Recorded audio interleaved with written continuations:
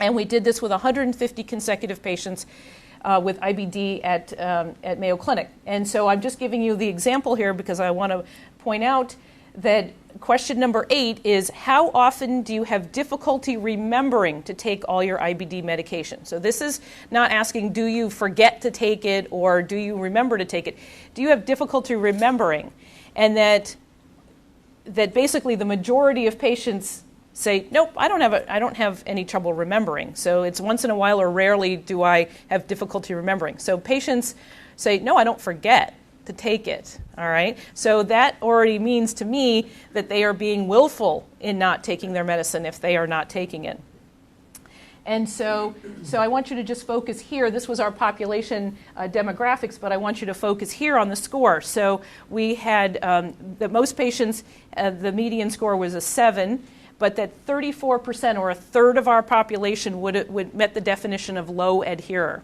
And of course, you have to do validation if you want this score to work. So what did we do? We did refill data, and we did refill data for the 3 months before they filled this out, and then 6 months after. So we wanted to have a baseline for before and compare it for 3 months and then 6 months after enrollment. And so a third of our patients, by their own scoring, were actually non-adherent. So it turns out if you look at the drug categories, that none of them were particularly stellar, that the percentage of refills greater than 80% was highest for the immunomodulator, but only at 56%.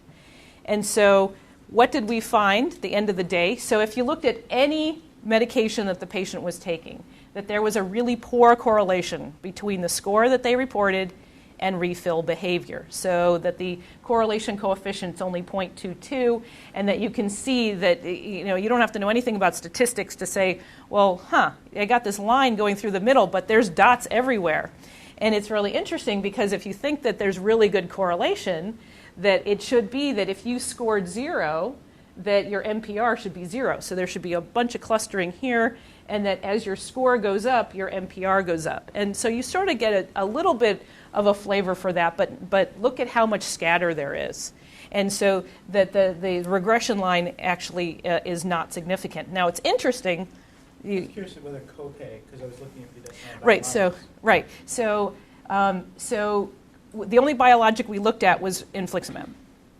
Because we just didn't have it would get too muddy if you start looking at injectable versus IV. So we did not look at copay, but what we did next was we looked at all of the different classes to see whether there was an effect by class. And it turns out that for the immunomodulator, so 6-MP azathioprine, that there is a statistically significant correlation between the score and the score that the patient reports and their refill data. So we think that perhaps this might be because the stakes are higher when you're on an immunomodulator than a 5-ASA, and that there's more counseling and education that goes on, and that you have to come in for blood work, and so that there's more interaction with healthcare when you're on an immunomodulator, and that it's all theory, but it's interesting that it might be that in IBD that it's a class-specific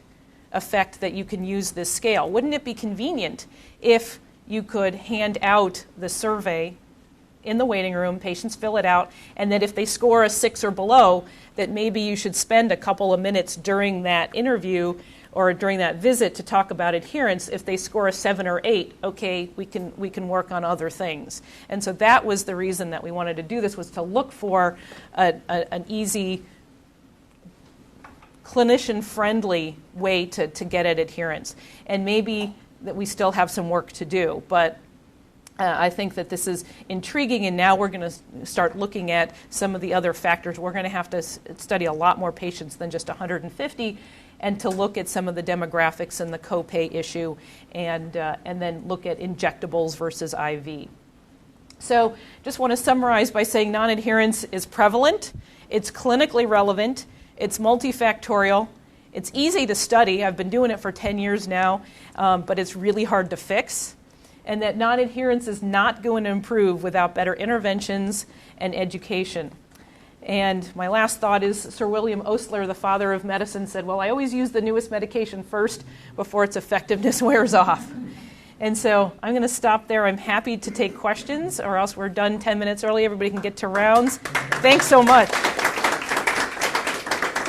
Yeah. Did the cost of the prescription to the patient have any impact on their adherence? So then that's sort of Peter's question too about copay, and we're looking at that right now. The early stratification, it did not matter what their insurance coverage was, and so now we have to go back and look at precisely. I mean, these are 150 patients who are coming from a lot of different places, so it's really hard to tease out right now, but that's what we are looking into, so I have somebody doing that. Another trick patients do is you fill a prescription and then they get 3 months out of a 1 month prescription by taking only a third of the dose. Right. And they'll tell you that too. When they come, Right. When they come to see you. So. Right, exactly. And so, well, and I could show you the entire scale, which is 8 questions that are worded. I mean, Alan Moritsky is a social scientist, so he has worded these questions such that it's non-punitive. It's meant to sort of get at what the patient's thinking and not necessarily doing.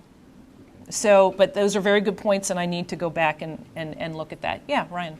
So you mentioned you had to call 94 patients. Right. You did in that small group see an improved Right. compliance. Right. Do we know that's a pretty labor-intensive method, but Right. perhaps it's worth it. Is there a utility analysis on what kind of intervention gives you the most utility? Right. Well, so one of the slides that I have in my big data set for data bank for adherence is a very nice systematic review looking at all of the different ways that you can intervene to try to improve adherence.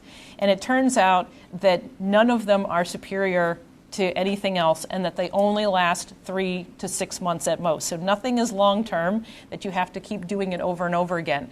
There have been 5-ASA companies that have invested in nursing programs where that if you get a prescription for a certain 5-ASA, that it comes with this automatic nursing intervention, and that the nurse will call you and discuss your concerns about your medication and your disease, and it turns out that had no effect whatsoever.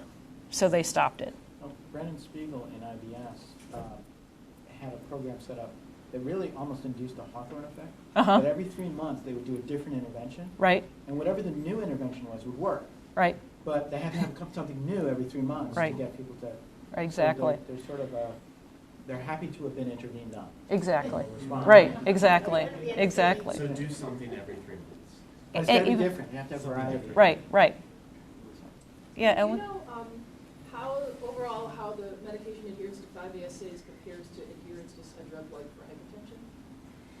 We don't know. Well, we know that if you look at pharmacy refill data, that it's basically about the same. So somewhere between 40 and 50% of patients are non-adherent. Because people take their antihypertensive not because it makes them feel better, but because there's something hidden going on in their body that they're afraid is going to happen if they don't take Right. the antihypertensives. Right. And in So- IBD, I mean, you could make the argument that that's where we should be moving to. So instead of this drug is going to make you feel better, that this drug is going to help so that bad things don't happen Well, that's that you what aren't aware of, so you don't develop. We know that colon cancer is more common Right. in ulcerative Right. colitis patients that have an ongoing inflammation. In Crohn's, you could be developing a stricture, you could be developing Exactly. things that you might not. Exactly. So you're trying to prevent complications as opposed to treat disease. And we really, I think when we counsel people, we don't necessarily take that tact. I agree We take completely. the tact that this is going to make you feel better. And Right. oh yeah, even when you're not feeling bad, you have to take it too. Right. But I think we forget to. The discussion has to change. What the natural history Right. is all about. And that's where the interval empathy can be helpful, so that reminds you that the counseling has to change. And absolutely that this is now a preventative medicine, and we're preventing disease or complications, just like when you take your multivitamins, you are preventing something, and make it a preventative instead of a punitive type thing.